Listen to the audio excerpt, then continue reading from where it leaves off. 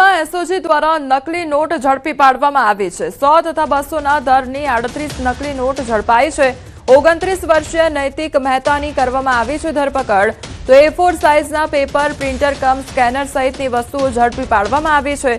આરોપી વિરુદ્ધ અગાઉ અપહરણ, દુષ્કર્મ, ઘરફોડ, ચોરી સહિતની કલમ હેઠળ 2 જેટલા ગુના નોંધાઈ ચૂક્યા છે। સુરતના ઉત્તરાણ વિસ્તારમાં નકલી ઘીનો મોટો કૌભાંડનો પર્દાફાશ થયો છે। ઉત્તરાણ પોલીસ અને ફૂડ સેફટી વિભાગની સંયુક્ત કાર્યવાહીમાં રંગોલી ચોકડી પાસે આવેલા અવસર પ્લાઝા કોમ્પ્લેક્સમાંથી શ્રી સહજાનંદ ગાય ઘી અને શ્રી ગજાનંદ ગાય ઘી નામે વેચાતું શંકાસ્પદ ઘી ઝડપાયું છે। તો સ્થળ પરથી હજારો ડબ્બાઓમાં ભરાયેલ આશરે 583 લીટરથી વધુ ઘી તેમજ તેને બનાવવામાં ઉપયોગ થતી મશીનરી અને અન્ય સામગ્રી જપ્ત કરવામાં આવી છે। પોલીસે કાર્યવાહી દરમિયાન સ્થળ પરથી નિહાર ભરતભાઈ મોવલિયા નામનો આરોપીની ધરપકડ કરી છે, જ્યારે પિયુષ વિઠ્ઠલભાઈ સાંગાણી નામનો આરોપી ફરાર છે અને તેની શોધખોળ ચાલી રહી છે। તો પ્રાથમિક તપાસમાં શંકા વ્યક્ત કરવામાં આવી છે કે સોયાબીન તેલ અને કેમિકલનો ઉપયોગ કરીને નકલી ઘી તૈયાર કરી જાણીતા બ્રાન્ડના નામે પેકિંગ કરીને બજારમાં વેચવામાં આવતું હતું। તો અધિકારીઓએ ઘીના નમૂનાઓ લેબોરેટરીમાં મોકલી તપાસ શરૂ કરી છે અને કયા સ્થળોએ આ નકલી ઘી સપ્લાય થઈ રહ્યું હતું તેની દિશામાં પણ તપાસ ચાલી રહી છે।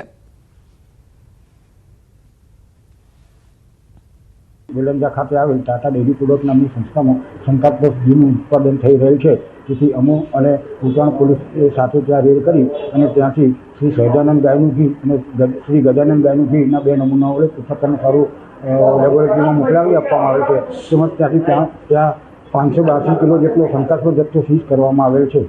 શ્રી સહજાનંદ ગાયનું ઘી અને શ્રી ગજાનંદ ગાય ઘી આ 2 બ્રાન્ડના ઘીનું ત્યાં ઉત્પાદન થતું હતું। ગાંધીનગરના દહેગામમાં પશુપાલકોનો વિરોધ ઉગ્ર બન્યો છે, ત્યારે છેલ્લા 3 દિવસથી પશુપાલકો આંદોલન પર ઉતરી આવ્યા છે। મધુર ડેરીએ દૂધ સ્વીકારવાની ના પાડતા આક્રોશ જોવા મળી રહ્યો છે। વિરોધ કરનાર પશુપાલકોની અટકાયત કરવામાં આવી છે। તો પશુપાલકો ગાંધીનગર કૂચ કરે તે પહેલા અટકાયત કરવામાં આવી છે। 4 મહિનાથી મધુર ડેરીમાં દૂધ ભરતા હતા, તો 3 દિવસ અગાઉ મધુર ડેરીએ દૂધ ન લેવાની જાણ કરી 90 મંડળીઓ દૈનિક 60,000 લીટર દૂધ ભરતી હતી। તો ઉત્તમ ડેરી ભાવ ન આપતા દૂધ ભરવાનું બંધ કર્યું અને મધુર ડેરીના નિર્ણયથી 15,000 પશુપાલકો હવે હેરાન પરેશાન થઈ રહ્યા છે। તો પશુપાલકોમાં આક્રોશ જોવા મળી રહ્યો છે। મધુર ડેરી દ્વારા દૂધ સ્વીકારવાની ના પાડતા પશુપાલકોમાં ભારે રોષ વ્યાપ્યો છે। તે લોકો દ્વારા વિરોધ કરવામાં આવી રહ્યો છે। તો 15,000 જેટલા જે પશુપાલકો છે તે હાલ હેરાન પરેશાન થઈ રહ્યા છે। સંવાદદાતા ગૌતમ અમારી સાથે જોડાઈ ગયા છે। ગૌતમ, મધુર ડેરી દ્વારા શા માટે આજે દૂધ છે તેનો સ્વીકાર કરવાની ના પાડવામાં આવી છે? અત્યારે પશુપાલકોની શું સ્થિતિ છે?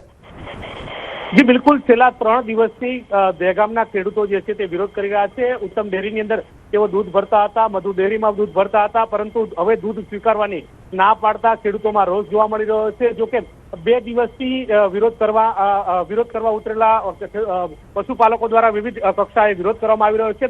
ચેરમેન મોહન જે ભરવાડ જે છે તેમનું પુતળું બાળીને પણ વિરોધ કરવામાં આવી રહ્યો હતો। ત્યારબાદ આજની વાત કરીએ તો ગાંધીનગર તરફની કૂચ કરવાનું એલાન જે છે તે પશુપાલકોએ કર્યું હતું ને તેને લઈને અત્યારે દહેગામ ખાતે સજ્જડ જે પ્રદર્શન જે છે તે કરવા આવે તે પહેલા જ પોલીસ પ્રોટેક્શન જે છે તે ગોઠવી દેવામાં આવ્યું છે। મહત્વનું એ છે કે કોઈ પણ પશુપાલકો ગાંધીનગર તરફ કૂચ ના કરે તે પ્રકારનો પોલીસ બંદોબસ્ત ગોઠવી દેવામાં આવ્યો છે। તમામ ખેડૂતોની પશુપાલકોની અને ખેડૂતોની અટકાયત કરવામાં આવી રહી છે। વિરોધમાં ઉતરતા તમામ ખેડૂતો સામે લાલ આંખ છે તે કરવામાં આવી છે। મહત્વનું એ છે કે જે દૂધ ભરવાનો ના પાડવાના કારણે પશુપાલકો પરેશાનીનો સામનો કરી રહ્યા છે। અંદાજિત 15,000થી પણ વધારે પશુપાલકો જે છે તે કે દૂધ ભરતા હતા, પરંતુ હવે તેમનું દૂધ સ્વીકારવાની ના પાડતા તમામ ખેડૂતોમાં રોષ જોવા મળી રહ્યો છે। યોગ્ય વળતર પણ નથી મળતું, ભાવ પણ નથી મળતો, તે પ્રકારનો પણ પશુપાલકોનો વિરોધ હતો અને વિરોધ ઉગ્ર બની રહ્યો છે। છેલ્લા 3 દિવસથી આ પ્રકારનો વિરોધ કરવામાં આવી રહ્યો છે। રાજ્ય ગાંધીનગર તરફની કૂચ કરવાના હતા, પરંતુ તે પહેલા પોલીસ દ્વારા અટકાયત કરવામાં આવી છે।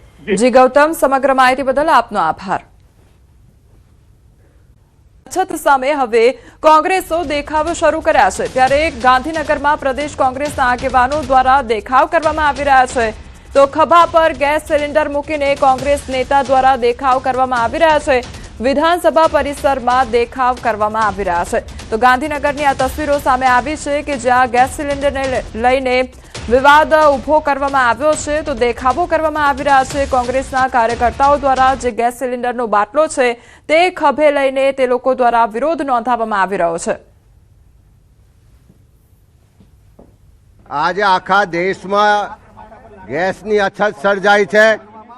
પહેલા લોકો નોટબંધીમાં લાઈનોમાં ઊભા રહ્યા, કોરોનામાં દર ભટક્યા. આજે ગેસની બોટલ લેવા માટે દર ભટકી રહ્યા છે.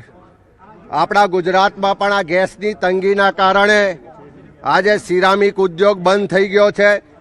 પાવરલૂમ્સ હોય કે બીજા ઉદ્યોગો બંધ થઈ ગયા છે. અનેક ડેરીઓનું ઉત્પાદન અટકી ગયું છે. કોંગ્રેસના ધારાસભ્યોનો અનોખો વિરોધ પ્રદર્શન જોવા મળી રહ્યો છે. વિધાનસભાના પગથિયા બહાર પોસ્ટર બેનર સાથે વિરોધ કરી રહ્યા છે. શા માટે આ પ્રકારનો વિરોધ પ્રદર્શન કરવામાં આવી રહ્યો છે? ગેસની અછત દેશભરમાં છે. ગૃહિણીઓ ગેસના એજન્સીની બહાર લાઈનો લગાવી છે. જે દેશમાં ભાજપની સરકારે બીજા રાજ્યોમાં 500 રૂપિયાનો ગેસનો સિલિન્ડર આપે છે, ત્યારે આજે 1000 રૂપિયા કરતાં પણ ભાવ વધી ગયો છે. ગ્રામ્ય વિસ્તારમાં ફરી પાછા છાણા અને લાકડા વડે ચૂલા સળગાવવાની વાત કરે છે. અને એવી પરિસ્થિતિ દેશમાં ભાજપની સરકારે સર્જી છે, ત્યારે અમે એનો વિરોધ પ્રદર્શન ગૃહમાં પણ કરી રહ્યા છે અને ગૃહની બહાર પણ કરી રહ્યા છે. પરિસ્થિતિ આખા દેશમાં રહેશે તો પહેલાં જે ગૃહિણીઓ છાણા અને લાકડાથી દેતવા સળગાવીને રસોઈ બનાવતી હતી એવા દિવસો આવે તો નવાય નહીં. સીએનજી એલપીજી ગેસની આજે બૂમો પડી રહી છે.